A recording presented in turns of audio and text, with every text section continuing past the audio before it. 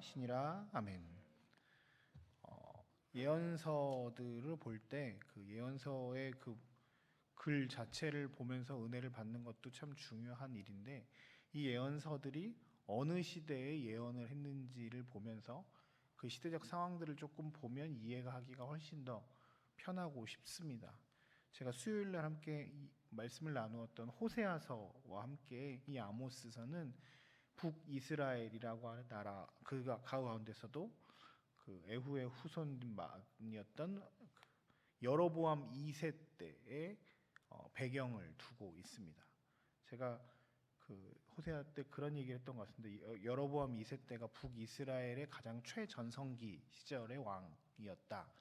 여로보암 2세 자체가 굉장히 오랫동안 통치를 하기도 했고요, 가장 안정적으로 번영된 시기였다고 알려져 있습니다. 그러니까 뭐 딱 다 맞아 떨어진 거죠. 그 바벨론, 아수르, 바벨론 요 큰 제국이 막 크게 있다가 아수르가 조금 내려가고 바벨론이 올라가는 그 시기여서 둘 다 힘이 그렇게 막 엄청나게 세지 않았던 시기여서 북이스라엘이 조금 더 탄탄해지기도 했고, 밑에 있는 남유다와도 평화적인 시대가 있고, 뭐 여러 경제적으로 외교적으로 굉장히 안정적인 시대, 그래서 소위 말해서 잘 먹고 잘 살던 시대였습니다. 백성들이 평안하고 정치를 잘 한다, 이런 이야기를 들었던 시대였습니다. 그런데 도리어 하나님께서는 아모스라고 하는 사람, 호세아라고 하는 사람을 통해서 이스라엘 백성들, 그 다음에 예배를 드리는 제사장들과 교회 지도자들을 향해서 굉장히 강력하게 외치고 있습니다. 그 시대에 점점 잘난 사람들, 부유한 사람들이 남의 것들을 더 빼앗고 정의가 무너지면서 여러 가지 어려움들이 그들 가운데 있기 때문입니다. 그러면서 오늘 5장에 그는 하나님을 찾으라 그리하면 살리라 라고 계속적으로 강조하고 있습니다. 오늘 본문에서 두 가지 정도로 아모스를 통해서 주신 하나님의 마음을 함께 나누어 보려고 하는데요. 먼저는 선을 행하며 하나님을 찾으라는 말씀을 계속하고 있습니다. 4절에 보시면 여호와께서 이스라엘 족속에게 이와 같이 말씀하시기를 너희는 나를 찾으라 그리하면 살리라 라고 말씀하십니다. 노아가 방주를 짓던 시절이 생각이 납니다. 노아가 방주를 짓던 시절에 많은 사람들이 노아에게 손가락질하며 저 사람, 저 집안 이상하다라고 이야기했습니다. 비가 없는 시대에, 가뭄 시대에 방주를 물가도 아니고 산에다가 열심히 지었기 때문입니다. 야, 어떻게 저 배를 지어도 물가에 짓지도 않고 산에 짓고, 이게 지금 뭐 홍수 뭐가 뭐 얘기하는데 말도 안 되는 사람들이구나, 쟤네들 미쳤구나, 광신도구나, 뭐 이런 표현들을 그들에게 했을 겁니다. 평화의 시대에, 그리고 굉장히 잘 먹고 잘 사는 소위 안정된 시대에 지금 이 아모스의 이 경고는 사람들의 귀에 들리지 않는 것 같습니다. 그들 가운데 뭐라고 이야기하냐면 5절에 보면 베델, 길갈, 부엘세바 이런 곳들이 나오는데, 베델은 야곱이 제단을 쌓던 곳이고, 길갈은 여호수아가 강 건너서 기념을 이렇게 길갈에 하나님께서 우리 요단강 건너게 하셨다 이런 곳이고, 부엘세바는 아브라함과 이삭이 제단 쌓던 곳, 하나님께서 우리 백성과 함께 하셨던 그 역사적인 장소들이거든요. 하나님께서 우리와 함께 하셨어. 그리고 지금도 우리 지키고 계셔. 괜찮아. 야, 이렇게 넉넉한 시대인데 무슨 뭐가 있어? 하나님께서 복 주실 것이라고 하는 막연한 기대감을 가지고 그들은 하나님을 찾지 않고 그냥 자신들이 누리고 있는 것들을 그냥 하나님께서 주셨다라고 하는 고백도 아니고 그냥 이 평화로운 시기에 하나님을 찾지 않고 있는 상황입니다. 노아의 시대, 오늘 아모스의 시대, 혹 지금 우리의 시대는 어떤지요? 여러분들의 가정 가운데 지금 평안함이 있고 지금 잘 지내는 것 같고, 우리 국방대학 교회가 하나님께서 주신 은혜로 평화롭고 잘 지내는 것 같다.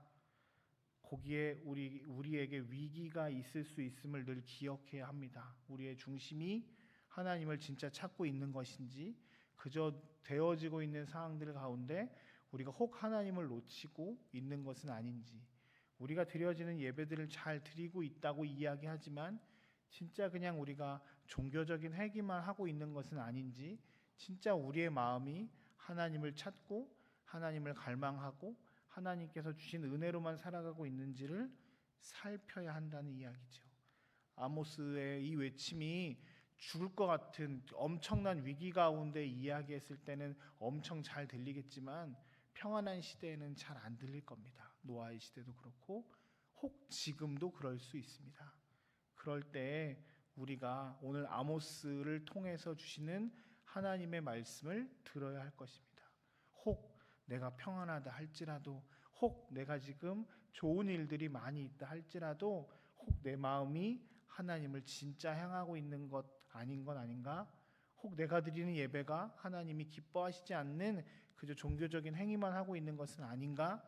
우리는 우리의 삶을 살펴야 할 것입니다. 오늘 이 말씀이 우리의 귀에 마음에 들렸으면 참 좋겠습니다.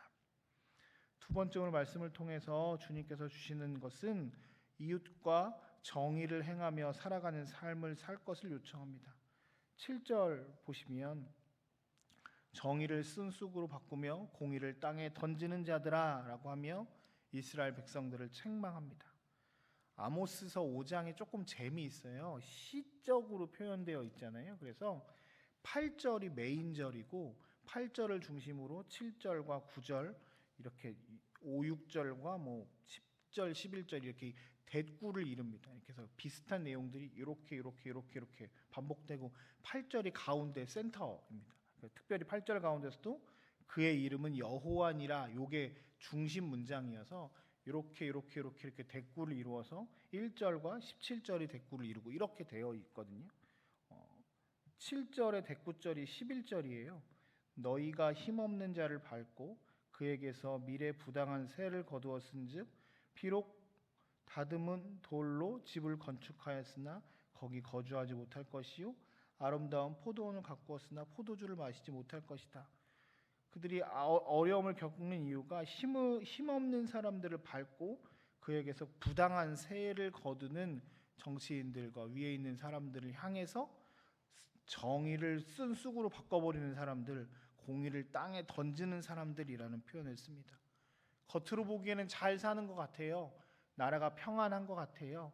그런데 위에 있는 정치하는 사람들이, 그리고 그 동네 모든 상황들이 약한 사람들의 피고름을 짜서 자기들이 잘 먹고 잘 사는, 하나님의 말씀대로 이웃을 섬기고 연약한 사람들을 돌보라고 하는 하나님의 말씀의 정신대로 살지 않고 그저 자신들의 이익만을 추구하며 살아가는 이스라엘 백성들에게 오늘 강력하게 다시 한번 아모스를 통해서 말씀하십니다. 정의를 순쑥으로 바꾸고 공의를 땅에 던지는 자들아, 하나님의 정의와 공의를 생각하고 더 이웃을 사랑하고 정의를 행하며 살 것을 요청합니다. 하나 더 나아간다면 예배드리는 것이 중요한 것이 아니라 너희의 삶이 하나님의 공의와 정의를 실행하는 것이 더 중요한 일이다라고 강하게 말합니다. 잘 먹고 잘 사는 시대에 하나님께서 심판하실 것이다, 멸망할 것이다, 선을 행하며 하나님을 찾으라 라고 하시는 이 하나님의 말씀이 오늘 우리에게도 들렸으면 좋겠습니다. 그래서 우리가 우리의 삶이 그냥 평안한 것으로 우리의 삶의 목표가 끝나는 것이 아니라 우리의 마음이 진정으로 하나님을 찾고 하나님께로 나아가는 은혜가 우리 가운데 있기를 주님의 이름으로 축복합니다. 우리 함께 같이 잠깐 기도했으면 좋겠습니다. 말씀을 기억하면서 하나님께서 오늘 우리에게 들려주시는 말씀이 무엇인지를 들리는 음성이 이 시간 있게 하여 주옵소서. 특별히 하나님, 우리가 그냥